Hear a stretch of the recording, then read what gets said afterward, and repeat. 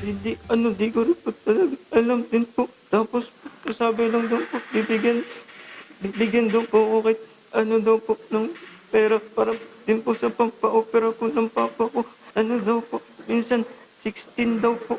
Humihikbi ang lalaking ito matapos maaresto sa ikinasang operasyon ng PNP Highway Patrol Group o PNP HPG sa Taguig City. Inaresto ang 28 taong gulang na si alias Bernardo at isa pang suspect na si alias Dennis dahil sa swindling at paglabag sa RA 10175. Ayon kay PNP HPG spokesperson Police Lieutenant Naday Malang, nabisto ang modus ng mga suspect na pagbebenta ng alarmadong sasakyan online dahil sa pinegting na cyber patrolling.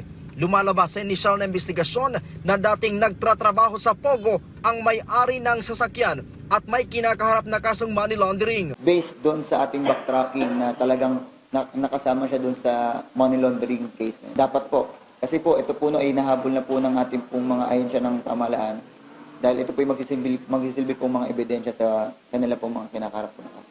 Ibinibenta ang sasakyan sa halagang 1.2 million pesos na mas mababa kumpara sa orihinal na presyo nito. Matapos makumpirma ang iligal na transaksyon, agad ikinasa ang entrapment operation. Depensa naman ng isa sa suspect, hindi niya alam na may sabit pala ang papeles ng mga sasakyan. Tinanggap lamang umano niya ang alok sa kanya ng kanyang kaibigan na mag-assist sa pagbebenta dahil nangangailangan siya ng pera pampaopera sa kanyang ama. Talaga dapat po pupunta po kasi po nasa biyahe po ako eh. Wala po akong kaalam-alam sa sasakyan po kahit yung mga pinipindot po. Lang po, pinag-assist lang po. Habang ang isa namang suspect ay aminadong kaibigan ang may-ari ng sasakyan na nagtatago na sa ibang bansa. Sorry, no comments. May babala naman ang PNP HPG laban sa bibili ng mga sasakyan na dispalinghado ang mga dokumento. They are liable po para po dun sa mga cases most especially kung ito po ay binabackground pa natin yung sasakyan. Kung ito po ay nakaw, maaari po silang maharap po sa mga anti-fencing law.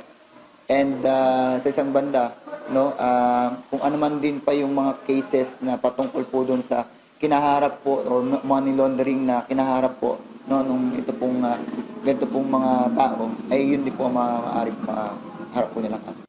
Inihahanda na ang kasong isasampa laban sa mga suspect habang nasa kustudiya na ng PNP HPG ang sasakyan na ibinibenta. Ryan Lisiges para sa Pambansang TV sa Bagong Pilipinas.